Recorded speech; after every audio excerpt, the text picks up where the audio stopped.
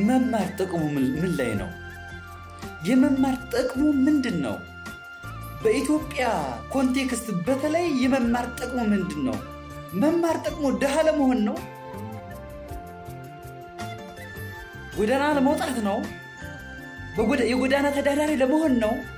መስመር ላይ ለመውጣት ነው? ሲታመሙ ገንዘብ ለመለመን ነው? መማር ጥቅሙ ምንድን ነው? መማር ጥቅሙ በኢትዮጵያ ኮንቴክስት እድሜያችንን በሙሉ በትምህርት አሳልፈናል። ይኸው እኔ እንደምታውቁኝ የመጀመሪያ ዲግሪን ስጨርስ ይህን እመስላለሁ።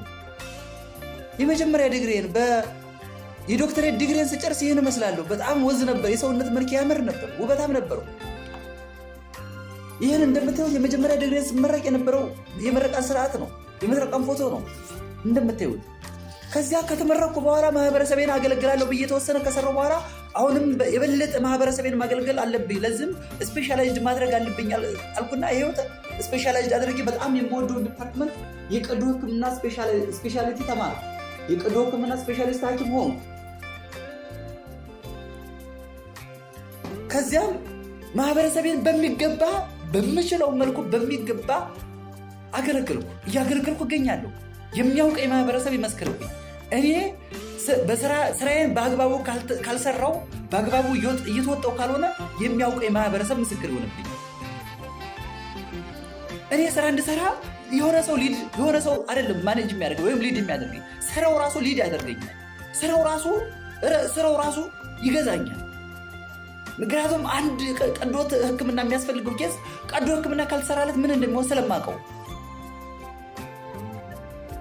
ነገር ግን ይህን ሁሉ ትምህርት ተምረን ይህን ሁሉ ትምህርት ተምሬ ለቤተሰቤ ምን አተረፍኩ? ለማህበረሰቡ ምን አተረፍኩ? ለአካባቢ ለህዝቤ ምን አተረፍኩ? እስኪ ንገሩኝ። መጽሐፍ ምን ይላል መሰላችሁ?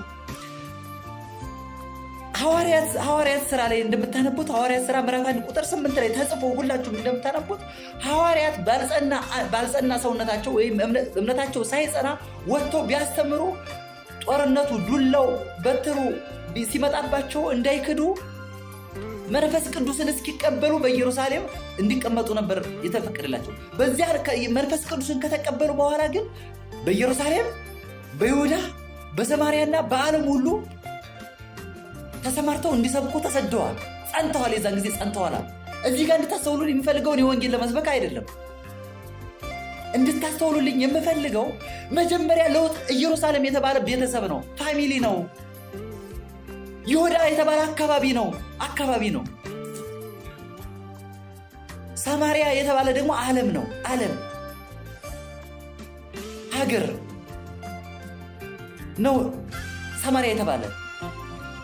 ስለዚህ ለውጥ የሚኖረው ከቤተሰብ ነው፣ ከቤተሰብ መጀመሪያ ራስን ትለውጣለህ፣ ከዛ ቤተሰብን ትለውጣለህ፣ ከዛ ማህበረሰብን፣ ከዛ ሀገር እያልክ ትሄዳለህ። ራስህ በድህነት አረንቋ ውስጥ ተቀምጠህ ለሌላ ሻማ ሆናለሁ ማለት ምን አይነት ብፁዕነት ነው? ይህ አይነት አካሄድ ትክክል አይደለም። በጣም የተሳሳተ አካሄድ ነው።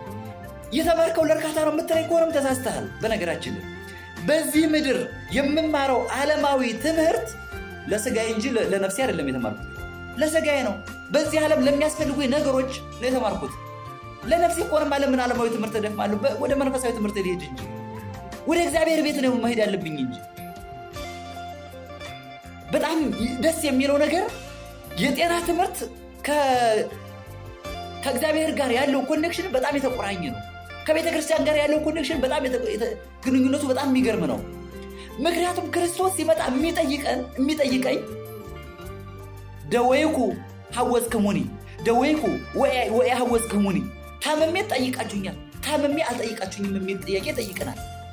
ለዚያ ነው ባለሙያው ደከመኝ ሰለቸኝ ሳይል የሚኖረው ይህን ቃል በማሰብ እንጂ የእናንተን ድለላ እርካታ የሚል ድለላ ተቀብለው እንዳይመስላችሁ። እርካታ የሚለው የህሊናን እርካታ አይደለም ወገን፣ ቤተሰብ የህሊናን እርካታ አይደለም። በሰማያዊ የማገኘውን እርካታ ነው።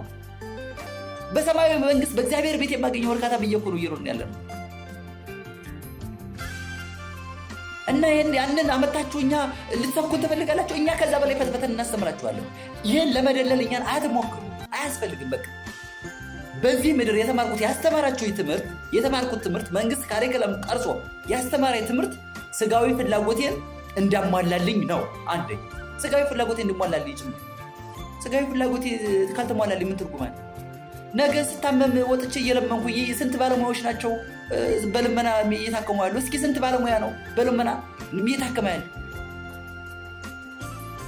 አካሚው የሚያክመው ባለሙያው ራሱ ሳይታከም ይደንቃል እኮ ይደንቃል። በጣም ይገርማል። አሁን የቀዶ ሕክምና ስፔሻሊስት ሐኪም ሆንኩ አይደል? ኔክስት ሰብ ስፔሻሊስት መሆን እፈልጋለሁ። መማር እችላለሁ ወይ? እውነት መማር እችላለሁ? በፍጹም አልችልም። ጠይቁ እስኪ እየተማሩ ያሉትን ልጆች እስኪ ሄዱና ጠይቋቸው እስኪ። 2-3 እንግዲህ ስፔሻሊስት ሐኪም ሆነው 2-3 ነው አንድ ዶርም እንደ ሃይ ስኩል ተማሪ አይደል እንደሆነው እየተማሩ ያሉት። አያሳዝንም? ይህ አያሳዝንም? ሰው ማህበረሰቡን ለመርዳት በጣም እየተቸገረ ራሱን ይሄ የማይባል ውጥረት ውስጥ ከቶ መማር አለበት። እንዲጎበዝ ማሰብ አለ። እንደዚህ ማሰብ ትዳር እኮ የማያገባውማ በጣም ማዕቱ ነው። አሁን የማያገባው በዚህ ምክንያት ማዕቱ ነው። ምክንያቱም ለልጆቹ የሚያስተምርበት የለም፣ ልጆቹን የሚያስተምርበት የለም፣ የሚያሳድግበት የለም። መማርማ እንደውም ቅንጦት ነው። አሁን ማግባት እነዚህ በጣም ነሰሰሪ የሆኑ ነገሮች ራሱ እየተተው ነው። እና እርካታ የሚለውን ቃል በጣም እኛን ለመሸወድ እኛን ለመደለል አትሞክሩ እባካችሁ።